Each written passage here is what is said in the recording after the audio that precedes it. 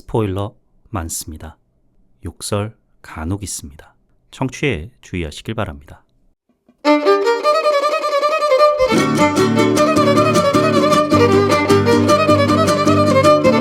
콘텐츠 대홍수 시대. 요즘 뭐 보시나요? 전 이거 봅니다. 요즘 뭐 봄, 난 이거 봄. 65번째 에피소드 시작합니다. 안녕하세요. 요즘 뭐 봄, 난 이거 봄. 요봄 남봄 진행자 롤린스입니다. 영화 에밀리아 페레즈의 카를라 소피아 가스콘 배우의 인종차별적 게시물로 넷플릭스가 오스카 캠페인 중 한 차례 홍역을 치렀죠. 넷플릭스 한 임원에 따르면 해당 논란 이후 소셜미디어 계정으로 배우를 검증하는 관행을 넷플릭스가 다시 고려하고 있다라고 합니다. SNS에 논란이 될 만한 글을 올렸는지 한번 쭉 살펴보고 캐스팅할지 말지 결정하겠다는 건데, 한 사람의 말실수가 영화 전체에 해악을 끼치면 안 되니까 SNS 검증 관행을 다시 고려하겠다. 일견 이해가 안 가는 건 아닙니다. 다만 배우들 입에 재갈을 물리려 한다라고도 비칠 수가 있어서 과연 어떻게 검증한다는 건지 또 다른 논란을 불러일으킬 수도 있을 것 같은데요. 출연진 SNS 검증은 단순 말실수 예방 차원을 떠나 콘텐츠 제작 차원에서도 적극적으로 이루어지고 있다고 합니다. 여기서도 문제는 화제성의 척도로만 SNS를 바라보는 것이 아니라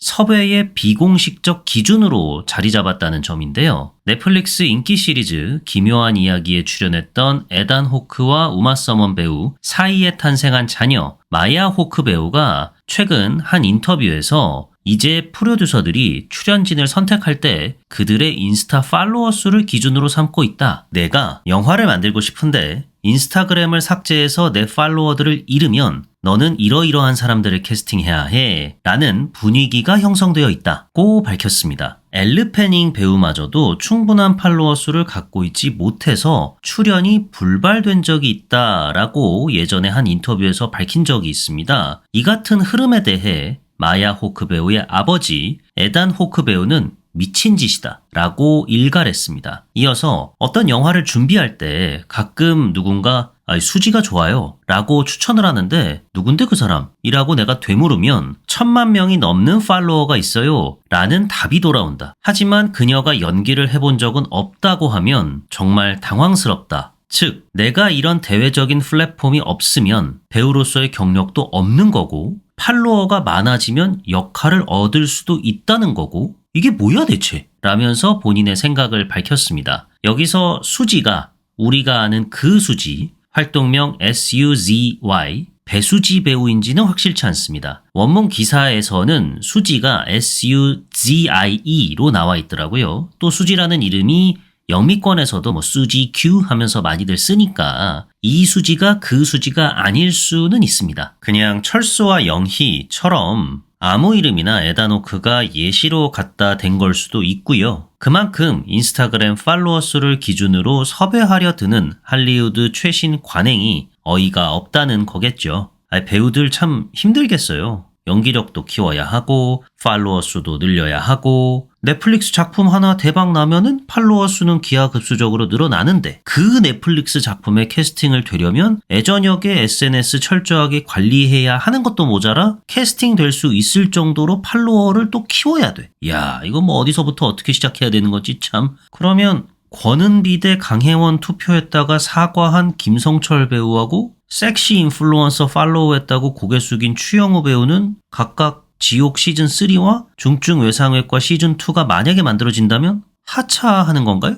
어허, 이거 참 복잡한 게 참 많네요. 에헤. 이쯤에서 복잡한 세상 잠깐 떠나 화끈한 세상, 환상의 나라, 하지만 졸라게 추운 현실이 맴돌고 있는 뉴욕으로 떠나볼까요? 요즘 뭐 봄, 난 이거 봄. 요봄 남봄 65번째 에피소드 아노라 지금 시작합니다. 아노라는 텐저린, 플로리다 프로젝트 등을 연출했던 션 베이커 감독의 최신작입니다. 직전 연출작 레드로켓으로 칸 영화제 경쟁 부분에 처음 오른 후 아노라로 두 번째 칸 경쟁작에 올랐는데요. 이 작품으로 영화인들에게 있어 최고의 명예죠. 칸 영화제 황금종려상을 거머쥐었습니다. 지난 30년간 황금종려상 수상이 영화 감독으로서의 유일한 목표였다. 션 베이커 감독이 수상소감에서 밝혔는데 그 꿈을 이루셨네요. 아노라의 북미 배급을 맡은 영화사 네오는 기생충, 티탄, 슬픔의 삼각형, 추락의 해부에 이어 아노라까지 무려 5연속 황금종려상 수상작을 배출하는 쾌거를 달성했습니다. 기생충, 티탄, 아노라는 영화제 개막 이전에 이미 배급 계약을 맺었었고 슬픔의 삼각형과 추락의 해부는 영화제 기간 도중 계약을 맺었다고 합니다. 칸 영화제 개막 전이든 후든 계약만 맺었다 하면은 황금종려상을 타낸다니까 이 영화사 영화 보는 눈이 예사롭지가 않아요. 아노라는 칸 영화제뿐만 아니라 세계 유수의 시상식에서 온갖 상을 휩쓸고 있습니다. LA 비평가 협회상, 크리틱스 초이스, 미국 감독 조합상, 미국 제작자 조합상 등에서 최우수 작품상에 선정되었고 영국 아카데미 시상식 바프타에서는 주인공 아노라 역을 맡은 마이키 매드슨 배우가 여우주연상을 수상했습니다. 시상식 레이스의 정점, 미국 아카데미 시상식의 아노라는 작품상, 감독상, 여우주연상 등을 비롯해서 총 6개 부문에 이름을 올렸는데요. 유력한 작품상 후보로 점쳐지고 있습니다. 왜냐하면 미국 작가조합상이랑 미국 감독조합상, 미국 제작자조합상에서 모두 수상하고도 오스카 작품상을 못 받은 영화가 딱 한 편밖에 없답니다. 이러니 아마도 미 아카데미 작품상의 영광은 아노라에게 가지 않겠냐는 얘기가 나오게 된 건데요. 참고로 미국 작가조합상, 미국 감독조합상, 미국 제작자조합상에서 모두 수상하고도 오스카 작품상을 못 받은 딱 한 편의 영화는 바로 이안 감독의 2005년작 브로크백 마운틴입니다. 과연 곧 열릴 아카데미 시상식 작품상 그 영광의 주인공은 어떤 작품이 될지 한번 지켜보기로 하고요. 아노라 출연 배우로는 처음으로 오디션 없이 바로 출연 제안을 받아 일생일대의 기회라 여기고 내 모든 것을 아노라를 위해 다 바치겠다라는 각오로 촬영에 임했다는 마이키 매드슨 배우. 스크린 5편에 마이키 배우가 출연을 했는데 이 작품 속 마이키 배우의 연기를 션 베이커 감독이 아주 인상 깊게 봤답니다. 마이키 배우만을 염두에 두고 각본을 집필하고 이 배우를 캐스팅하고 싶다. 라고 투자자들한테 말을 했는데 아무래도 인지도가 높은 배우는 아니었다 보니까 반응이 좀 뜨뜨미지근했대요. 그럼에도 션 감독이 밀어붙여가지고 아노라 역으로 마이키 배우가 캐스팅됐다고 합니다. 내 모든 것을 바치겠다라는 그녀의 자세를 어디서 찾아볼 수 있느냐? 극중 애니 직업이 스트리퍼잖아요. 프라이빗한 공간에서 몸을 막 이리 꺾고 저리 꺾고 봉춤까지 춰야 하는데 좀 태가 나야 되잖아요.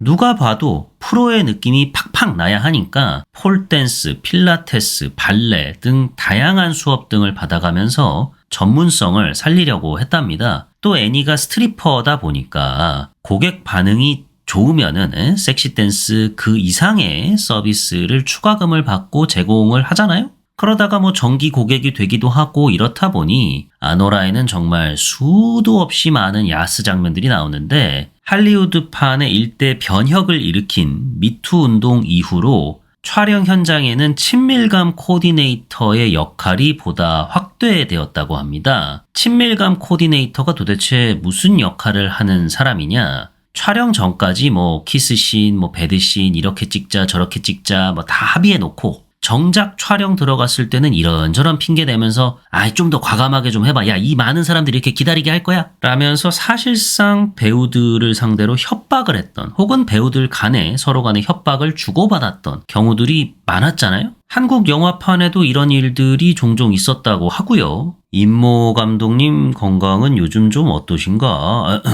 여튼 이런 일이 많았다 보니까 친밀감 코디네이터의 역할이 확대가 된 건데 명확하게 딱 이런 일을 한다는 건 아니고요. 스튜디오, 감독, 배우들에 따라서 그 역할의 크기가 조금씩은 다르다고 합니다. 공통적으로는 대본을 함께 검토하고 배드씬을 어떻게 찍을 건지, 경계는 어디까지 설정할 건지 등을 주도적으로 정하는 사람들을 친밀감 코디네이터라고 한대요. 그러다가 특정 장면에서는 사실상 감독 역할까지 맡기도 한다고 하는데 아노라에서는 마이키 배우가 상호 협의하에 친밀감 코디네이터를 사용하지 않기로 결정했답니다. 제작진이 배우가 원하면 코디네이터를 붙여주겠다 했대요. 배드신 찍을 때만큼은 소규모로 촬영하는 방향이 제일 나은 것 같다라고 판단을 했답니다. 션 베이커 감독이 그간 다른 작품에서 성노동자 캐릭터를 진정성 있게 다뤄왔다는 점을 마이키 배우가 신뢰했고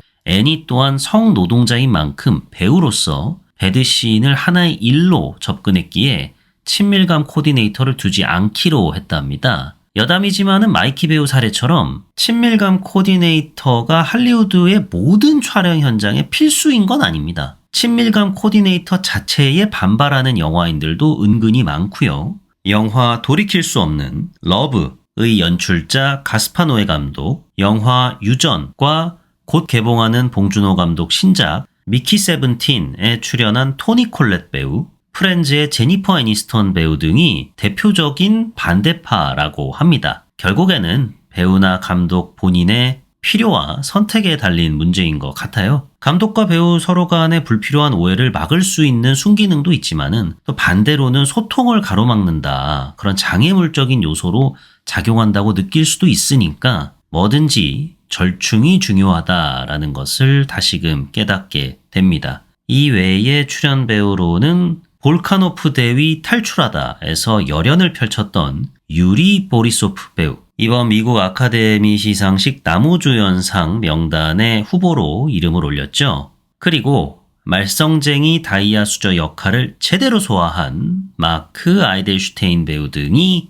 출연합니다. 줄거리 요약 시작해 보겠습니다. 뉴욕의 한 스트립 클럽에서 열일 중인 마이키 메디슨 배우가 열연한 본명 아노라, 활동명 애니를 보여주면서 영화는 시작합니다. 술 홀짝이는 손님에게 영업하는 애니, 스트립바를 찾은 손님들 앞에서 전라 상태로 섹시 댄스를 추는 애니, 단골 손님을 두고 다른 스트리퍼와 기싸움을 벌이는 애니, 잠깐 쉬는 동안 친한 동료와 담배 피며 진상 손님 험담하는 애니 등등 스트립클럽, 술, 담배, 나체 단어만 좀 자극적일 뿐 왜 애니가 성노동자인지 영화는 5분 만에 관객들에게 설명을 끝냅니다. 네 부모님도 네가 이런 데서 일하는 거 알고는 계시냐? 뭐 내가 이 정도로 잘 나가는 사람이지. 뭐 이런 업계 특성에 따른 손님들 멘트 차이만 있을 뿐이지 다른 서비스직, 뭐 블루칼라 노동자와 애니가 뭐 별반 다를 게 없어요. 밤에 한창 일하니까 퇴근하면은 이미 오전이겠죠? 언니와 함께 사는 집은 허름합니다. 집 바로 옆에는 지하철이 지나다녀서 잊을만 하면은 지하철 지나가는 소리가 잠든 애니를 깨웁니다. 오늘도 어김없이 일터로 향한 애니에게 매니저가 쓱 다가와요. 그러면서 러시아 손님들이 왔는데 러시아 말 할 줄 아는 스트리퍼를 찾고 있네. 다른 좋은 사람들 많다고 하는데 말들이 많네 하면서 스트리퍼들 중에는 애니 너만 러시아어를 할 줄 아니까 네가 좀 어떻게 응대하면 어떻겠느냐 라고 제안을 합니다. 그렇게 애니는 마크 아이델슈테인 배우가 맡은 이반을 만나게 되는데요. 이반은 유학차 뉴욕에 온 러시아 초초초초초 재벌집 아들입니다. 부모님이 러시아에서 정확하게 어떤 일을 하는지에 대한 설명은 안 나오지만 어마어마한 거물급 인사인 것만큼은 확실합니다. 이런 집 아들 특징이 뭐죠? 그렇죠. 하라는 공부는 안 하고 쳐놀고만 앉아있죠. 뉴욕 클럽까지 와서 러시아 말 할 줄 아는 스트리퍼만 찾고 있으니 말 다 한 거죠. 애니는 할머니가 러시아 출신이에요. 이민 3세다 보니까 어찌저찌 뭐 러시아 말은 알아는 듣는데 구사는 잘 못합니다. 발음도 썩 좋은 편은 아니고요. 그래도 말 통하고 예쁘고 섹시한 애니 화끈한 춤사위를 나홀로 직관한 이반은 애니에게 푹 빠집니다. 아주. 혹시 단둘이서도 이렇게 따로 볼 수 있고 그런가요? 라고 물어봅니다. 애니는 바로 그러면 얼마 주셔야 될 것 같은데 라면서 흥정에 들어가요. 뭐 프로예요. 다음날 오전에 애니는 이반 집에 갑니다. 애니 눈이 완전히 이제 휘둥그레해져요. 뉴욕 한복판에 대저택도 뭐 이런 대저택이 없습니다. 집 안에는 뭐 엘리베이터도 있고요. 온갖 슈퍼카들이 주차장에 한가득 모여 있고요. 이 모든 게 이반의 소유, 아니고 이반 부모님 거죠, 당연히. 부모님은 주로 러시아에 계시니까 이반 홀로 이 거대한 저택에 사는 거고요. 단둘이 만났으니 뭘 하겠습니까? 일단 야스부터 하고 보는 거죠. 그렇죠. 예. 이때 이반이 재벌집 아들이란 것을 알게 된 애니는 호구 잡았다라고 생각을 했는지 오전에는 이반 집, 오후에는 클럽으로 출근을 합니다. 이반 집에서는 이반 입장에서는 황홀경이 아침마다 펼쳐지고요. 이반 요놈이 황홀경을 이어가고 싶었는지 클럽에 출근하려는 애니에게 일주일간 나와 시간을 보내자 My horny girlfriend가 되어달라라며 $10,000를 제안합니다. 협상의 달인 애니는 15,000달러를 제안하면서 한번 튕겨보는데 이반이 오케이 콜을 외치죠. 클럽 매니저 입장에서는 날벼락이죠. 아니 스케줄 다 짜놨는데 일주일간 시간을 비우겠다 하니 이 빵꾸나는 거 다 어떻게 메웁니까? 그러자 우리의 애니 의료보험, 퇴직연금 이런 4대 보험 같은 거 가입도 안 시켜주면서 내가 클럽방 침대로 일하게 생겼어요? 이거 다 가입시켜주면은 내가 일주일간 일하라고 하면 하지. 근데 아니잖아. 그럼 내 맘대로 합니다. 하면서 이반의 집으로 향합니다. 그리고 나서 무슨 일이 벌어지겠습니까? 술, 파티, 보약, 야스. 술, 파티, 옥상 야스, 보약, 야스. 술, 파티, 욕실 야스, 보약, 야스. 그러다가 삘 받아서 즉흥적으로 이반과 애니는 친구들 다 데리고 베가스로 향합니다. 거기서도 술, 파티, 보약, 스위트룸, 야스가 이어지죠. 그렇게 황홀경 같았던 일주일이 끝나갈 무렵 이반은 애니에게 곧 러시아로 돌아간다라고 말을 합니다. 아버지 회사에서 일하게 되어서 더 이상 미국에 있을 수가 없던 거예요. 이런 놈들이 또 죽어도 고향 돌아가고 싶어 하진 않잖아요? 미국인과 결혼하면은 영주권 나와서 러시아 안 가도 되는데 참. 애니 나랑 결혼할래? 라면서 이반이 대뜸 애니에게 청혼합니다. 애니도 처음에는 네네 결혼하시죠. 네네 좋지 결혼 이러면서 맞장구를 쳐주다가 장난 그만 쳐 하는데 이반이 아니야 나 진지해. 난 너랑 돈 없어도 진짜 행복할 것 같아. 그러니까 나랑 결혼할래? 한 푼 두 푼 벌어도 지하철 바로 옆집을 못 벗어나는 애니에게 이런 횡재가 어디 있겠습니까?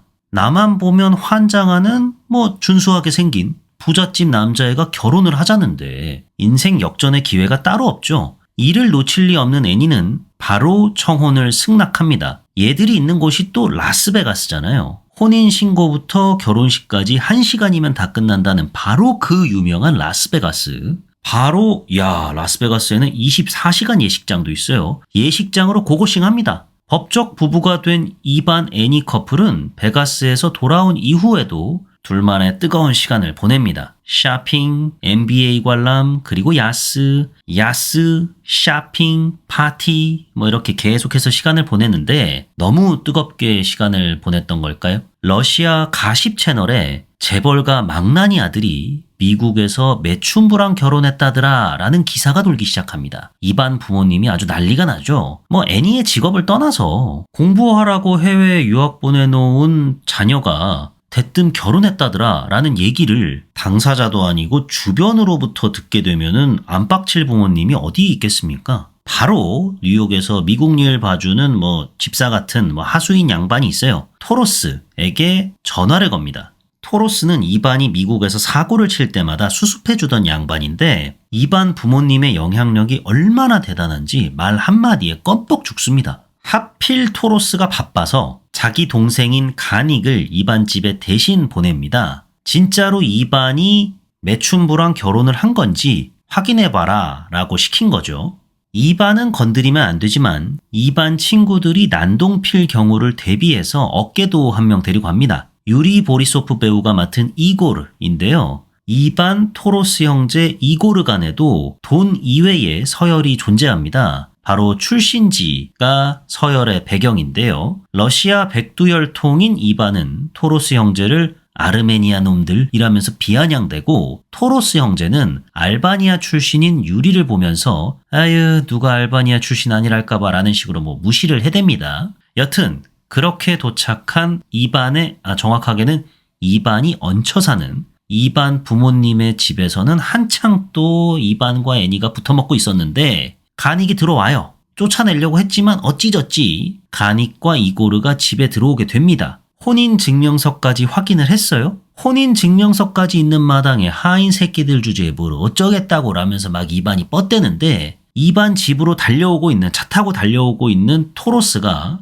수화기 너머로 야, 너 잡아가겠다고 지금 너희 부모님 미국으로 오시는 중이거든? 그분들 오시기 전에 야 이거 혼인 무효 소송 안 하면 난 둘째 치고 너 아주 작살난다. 정신 똑바로 차려. 라면서 막 윽박지릅니다. 바로 5분 전까지만 해도 의기양양했던 이반은 부모님이 오고 계신다는 토로스의 말 한마디에 패닉 상태에 빠집니다. 덩달아 당황한 애니를 뒤로하고 급기야 이반은 나 홀로 도망을 쳐버리는 데 과연 이반은 아내를 내팽개쳐놓고 어디로 도망친 걸까요? 애니는 순순히 혼인 무효 소송에 응할까요? 그럴 가능성이 적은데 그렇다면은 하수인 3인방은 어떻게 애니를 구워 삶을까요? 무엇보다 애니는 왜 아노라라는 이름 대신 애니라는 이름으로 살아가는 걸까요?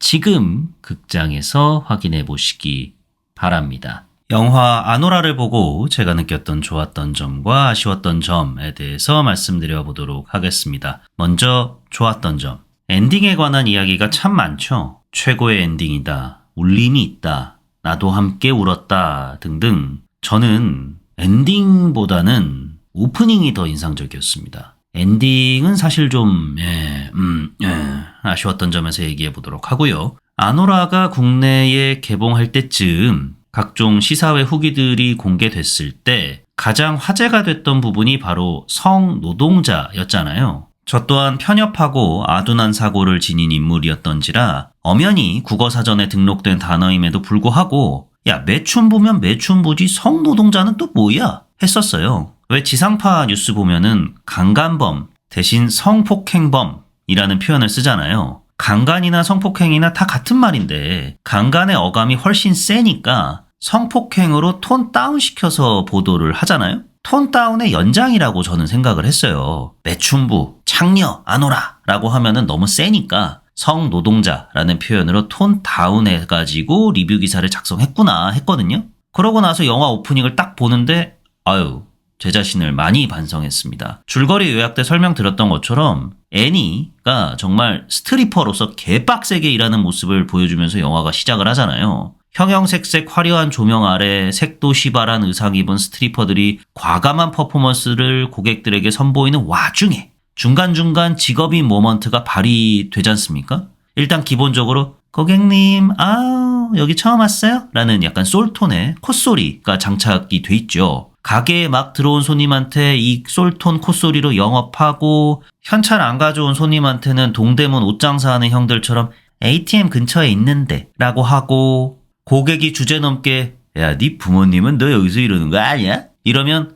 그럼 손님 가족은 손님이 여기서 일하는 거 알아요? 라고 되받아치고 왜 무빙에서 곽선영 배우가 맡았던 다방레지 황지희 구룡포 아내 캐릭터가 구룡포 처음 만나고 다방 돌아와가지고 밖에서 담배 피면서 지겨워 그놈의 사연팔이 맨날 똑같아 뭐 이런 대사를 담배 연기와 함께 자연스럽게 내뱉잖아요. 다방과 스트립클럽 완전 다른 분위기를 자아내는 공간이지만 순간 되게 비슷한 느낌을 받았어요. 스트립클럽을 제가 가본 적은 없습니다만 그간 영화 속에 비친 스트립클럽은 맨날 뭐 저러다가 싸움 나고 총질하고 그랬는데 이 영화에서는 스트립클럽이라는 공간에 대한 뭐 막연한 상상? 환상과 현실을 절묘하게 결합해서 보여줬어요. 이걸 또 섹시 댄스 추다가 영업, 봉춤 추다가 사이 안 좋은 동료와 신경전, 영업하다가 친구랑 맞담배, 빠르게 편집해가지고 인스턴트적인 관계에만 머무를 수밖에 없는 애니의 삶을 또 쓱 보여줍니다. 이 점도 참 인상적이었어요. 이래서 성노동자라는 표현을 쓴 거구나. 이 말이 맞다. 야 4대 보안까지 얘기하는 거 보면은 노동자 맞지. 대번에 편협했던 저의 인식을 깨주는 대단히 인상적인 오프닝이었습니다. 그래서 참 좋았고요. 그 다음에 좋았던 점은 영화의 이 기본적인 3막 구성이 좀 뻔한데 흡입력이 되게 높아요. 환상, 현실 부정, 그리고 다시 현실. 이 3막이 쫙 관객을 빨려들게 하는 마력이 있습니다. 영화의 초반부는 기본적으로 신데렐라 스토리죠. 그대로 따라갑니다. 스트리퍼, 보약, 파티, 야스 등 자극적인 요소가 한아름 담겨 있을 뿐이지 가난한 여자가 부자 남자 만나서 사랑에 빠졌다기보단 그 돈의 사랑에 빠진 여튼 인생이 역전된다. 제 아무리 션 베이커 감독이라지만 뻔한 이야기죠. 이거를 감독도 아는지 이 부분만큼은 1막만큼은 자극적인 요소로 채워갑니다. 화려한 파티, 부자들의 삶, 즉흥적인 여행, 야스. 야, 나도 저 이반 같은 친구 두고 싶다라는 생각이 들게 만들죠. 대신 강한 자극은 금방 피로해지고 또 다른 자극을 갈구하게 만드는 법이니까 한 30분? 40분 정도면은 다음 막으로 넘어갑니다. 그러면서 펼쳐지는 2막. 이반이 도망치면서 2막 애니의 현실 부정이 시작되죠. 일단 웃겨요. 처절하기도 하고요. 처절해서 더 웃겨요. 끝내는 씁쓸하고요. 로시아 재벌가의 하수인이라고 하면 의뢰 마피아 떠올리고 무자비한 사람들이 나올 것 같은데 아닙니다. 미국 넘어와서 하루하루 열심히 사는 양반들이에요. 이게 뭔가 더 현실적인 것 같더라고요. 어깨들 다 데려와가지고 뭐 애니 줘 패면서 혼인 무효 도장 안 찍을 거야? 왜? 내가 네 손가락 잘라서 대신 찍어줄까? 야, 네 언니 다시 못 보고 싶어? 하기보다는 우당탕 쿵탕 하면서 왜 그들도 결국에는 평범한 직장인들이니까 협박도 하고 뭐 나 안 도와주면 우리 다 죽는다 하면서 애걸복걸도 하고 진짜 다들 열심히 산다라는 거를 처절하게 느끼게 해줍니다. 중간중간에 토로스 형제들끼리 만담이죠. 예, 만담이에요. 이거는 만담 막 주고받는 게 너무 웃겼고 동생 놈은 막 머리 아프다면서 예쁜 여자 지나가면은 막 작업 걸고 야 등치는 산만한 놈이 왜 저러냐 싶은 순간들이 계속 나오잖아요. 특히 그 이반 부모님이랑 같이 탄 전용기에서 아유 저희 형님 이렇게 챙겨주셔가지고 너무 감사합니다라고 하는 그 장면이 너무 웃겼어요. 그러고 토로스가 동생을 정리하나 싶었는데 이번에 토로스가 다시 와가지고 아유 그 동생이 좀 실례를 범했습니다. 하지만 예 뭐 뭔 뜻인지 아시죠?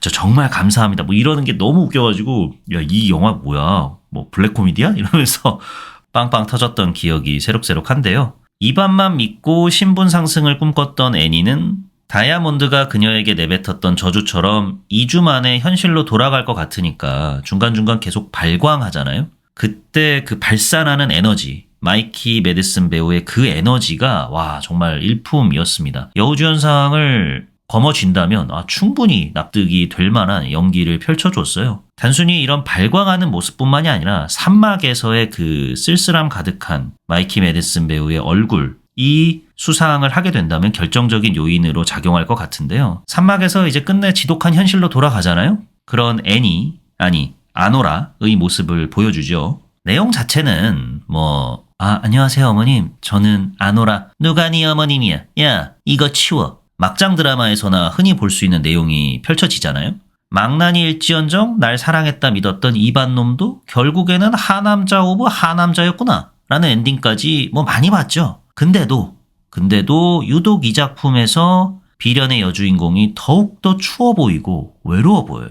왜 그런가 제가 한번 곱씹어 보니까 갑질당하는 아노라에게서 소시민인 우리의 모습을 봤기 때문에 아노라가 당한 굴욕과 모욕을 바로 옆에서 지켜본 이고르가 연민 어린 시선으로 그녀를 쳐다봐서 인 것도 있지만 저는 점점 협소해지는 공간 때문이라고 생각을 합니다. 이게 보는 관객들을 더욱더 답답하게 만들었던 것 같아요. 영화 초반에는 아노라만의 공간이 점점 넓어집니다. 스트립 클럽 뒤편 스태프들 공간 탈의실에서 친구들이랑 수다 떨면서 밥 먹고 그러잖아요. 그러다가 입안에 넓디 넓은 집으로 라스베가스로 끝모르고 확장되죠. 그러다 이막에서는 자기 공간이 될 줄 알았던 곳에서 쫓겨날 위기에 처하고 뉴욕 곳곳을 정처 없이 떠돕니다. 넓지만 공허하죠. 쓸쓸하죠. 추위를 피할 나만의 공간 따위는 없고요.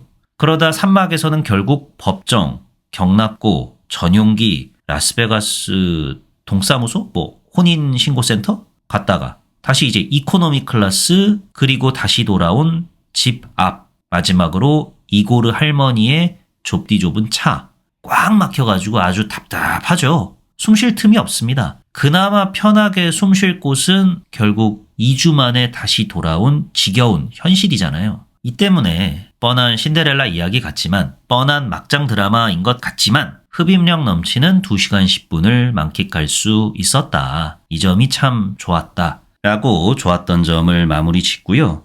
아쉬웠던 점으로 넘어가 보겠습니다. 영화 제목이 아노라인데 아노라가 없어요. 제가 좋았던 점에서 애니와 아노라를 구분해서 지칭했죠. 스트리퍼 애니였던 순간이 있는가 하면 인간 아노라였던 순간이 영화에 나뉘어져 있기 때문인데요. 아노라란 인물에 대한 설명이 좀 부족하다 느꼈습니다. 되도록 간접적으로 설명하죠. 애니란 인물에 대한 설명은 영화 초반 5분에 다 했어요. 거기서 끝났어요, 이미. 감독의 역량이 이제 보이는 부분이죠. 인물 설명 5분 만에 끝났는데 아노라 모먼트는 찰나에 그칩니다. 이후에도 슬쩍슬쩍 대사로나마 아노라란 인물을 관객은 유추해 봐야 돼요. 할머니가 러시아 분이고 마이애미에 살았고 신혼여행지로 어렸을 때 마이애미에 살았지만 못 가봤던 디즈니 월드를 가고 싶다라고 말하는 거 보면 집안 사정이 썩 좋지 못했을 거고 돈 벌겠다고 뉴욕으로 온 것 같고 등등 다 간접적입니다. 물론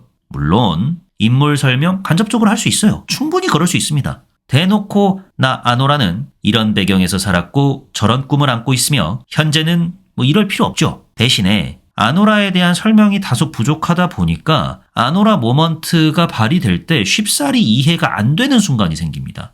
왜 저러지? 왜 저런 말을 하는 거지? 싶은 거예요. 대표적인 장면이 아노라가 이고르에게 너나 강간할라 했잖아 하는 그 대사죠. 갑자기 저 대사가 왜 나와 싶었어요, 저는. 저 또한 이고르처럼 내가 널 왜 강간해? 표정이 됐어요. 아노라가 계속 지지 않고 아니, 넌 날 덮치려고 했어. 분명해. 왜냐고? 네 관상에 써 있으니까.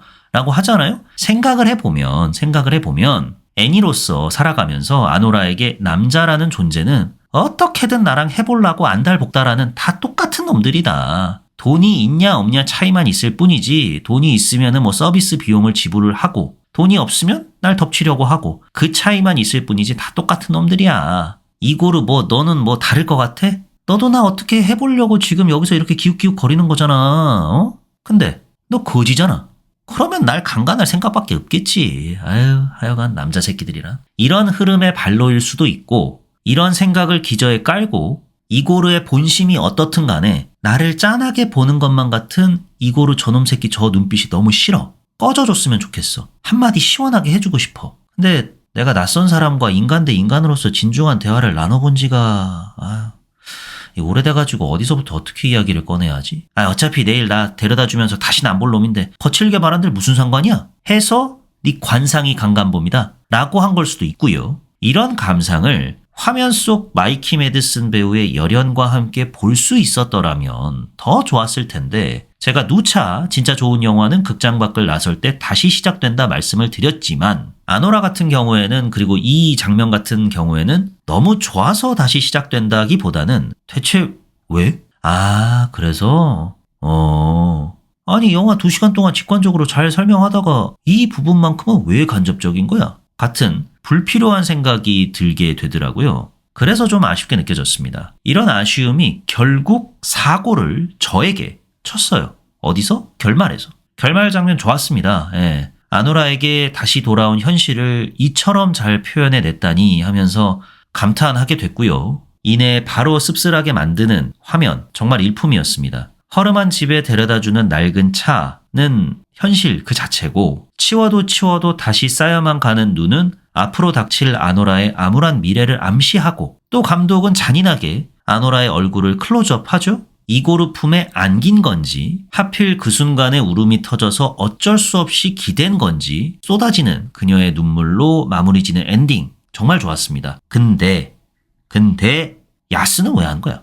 갑자기? 당황스러웠어요. 이 또한 생각해보면 이해할 수는 있어요. 이고르에게 고마운데 내가 보답해줄 수 있는 방법이 이거밖에 없어 뭐 이런 거잖아요. 그 와중에 키스하려 드는 이고르를 보면서 현실자가 확 되고 현자타임 시계 온 끝에 눈물 펑펑 터진 거고요. 알겠는데 꼭 야스여야만 했을까? 반지를 받고 펑펑 우는 아노라를 보여주는 것도 괜찮지 않았을까? 그녀의 울음소리를 뒤로 한 채 본인만의 시간을 주기 위해 차에서 내려 추운 뉴욕 길거리 한복판에서 담배 피는 이고르를 비춰주는 것도 괜찮지 않았을까 싶었습니다. 역시나 이해하려면 이해할 수 있어요. 제가 머리가 빡통이어가지고 즉각적으로 이해를 못한 걸 수도 있습니다. 그래서 아쉽게 느껴지는 걸 수도 있어요. 그렇다면 여러분들은 그냥 들으시면서 혀 끌끌 차면서 내가 이딴 새끼 팟캐스트를 왜 듣고 있지 하시면 되는 건데 저에게 있어서는 아니 직관적으로 잘 달리다가 중요 부분에서만 별다른 배경 설명 없이 생각해보라고 던져주는 작법 방식이 다소 당황스러웠다. 그 부분이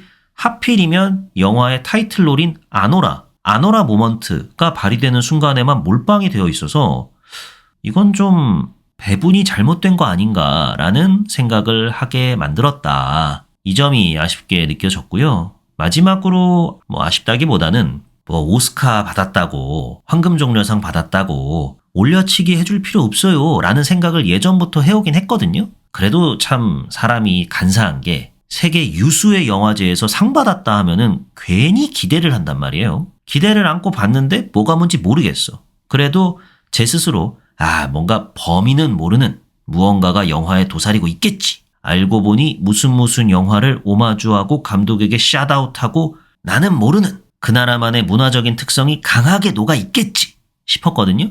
아노라가 그 정도인가는 모르겠습니다. 문화적 배경 지식이 없어도 이해하기 쉽고 직관적이고 자극적이고 재밌어요. 좋은 영화인 건 맞습니다만 역사에 남을 영화인가 하면은 좀 아닌 것 같고 마치 영화 브로커로 송강호 배우가 칸 나무주연상 탔을 때랑 비슷한 느낌이에요. 그간의 업적을 기린다는 차원에서 상 주는 그런 느낌이었습니다. 황금종려상? 앞으로도 그냥 그러려니 해야겠다라는 생각을 다시금 하게 됐습니다. 이래놓고 또 이거 황금종려상 받았어? 하면서 다른 작품 찾아보겠지만 여기까지가 영화 아노라를 보고 제가 느꼈던 좋았던 점과 아쉬웠던 점입니다. 영화 아노라에 대한 제 별점은 3.5 볼만한데?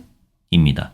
칸 영화제에서 황금종려상을 수상했다라고 하면 괜히 좀 어려울 것 같고 철학, 메시지를 더욱더 중요시할 것 같아서 진입장벽이 높을 것만 같은 편견이 있는데 이 영화는 그렇지 않습니다. 너무나도 쉽게 빠져들 수 있고 자극적인 화면으로 도배가 되어 있어서 보는 맛이 상당해요. 좋아요. 괜찮은데 그 이상의 작품이라고 볼 수 있겠는가? 황금종려상, 션 베이커라는 이름에 좀 많이 기댄 측면도 없지 않아 있다. 플로리다 프로젝트가 훨씬 더 나았다. 이런 생각들을 하게 만들어서 3.5점 주게 되었습니다. 지금 현재 극장에 걸려있는 웬만한 영화들 중에 이만한 재미와 작품성과 오락성을 지닌 영화 없다. 괜찮은 영화다. 라는 생각에 이 같은 별점을 주게 되었습니다. 영화 아노라에 대한 제 한 줄 평은 우겨 넣었던 유리구두가 깨지기까지 겨울이었다. 입니다.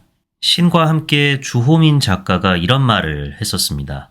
있어 보이는 화면 몇 개 깔아놓고 마지막에 여름이었다 라고 하면 있어 보인다. 일본 영화, 일본 청춘 영화 보는 것 같은 느낌을 안겨다 준다 라고 하셨는데 그걸 좀 차용해서 신데렐라 스토리였지만 그리고 이 신데렐라 스토리가 어떻게 끝날지 다들 알았잖아요? 그걸 마침내 아노라가 깨달았을 때 추이는 그녀의 목을 맹렬하게 물어뜯고 있고 스카프를 건네준 사람에게 위로를 좀 받아보려고 했더니 키스나 하고 앉아있고 참 살기 쉽지 않구나 이런 생각을 했을 것 같아서 이 모든 과정이 겨울이었다라는 감성 충만한 한 줄 평을 찌끄려 봤습니다.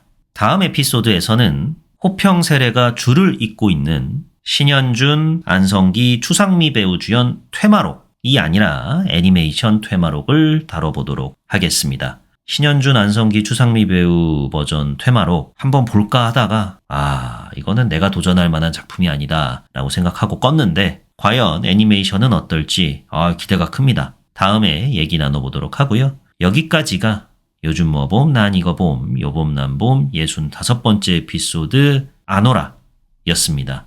지금까지 저는 진행자 롤린스였고요. 들어주셔서 대단히 감사합니다.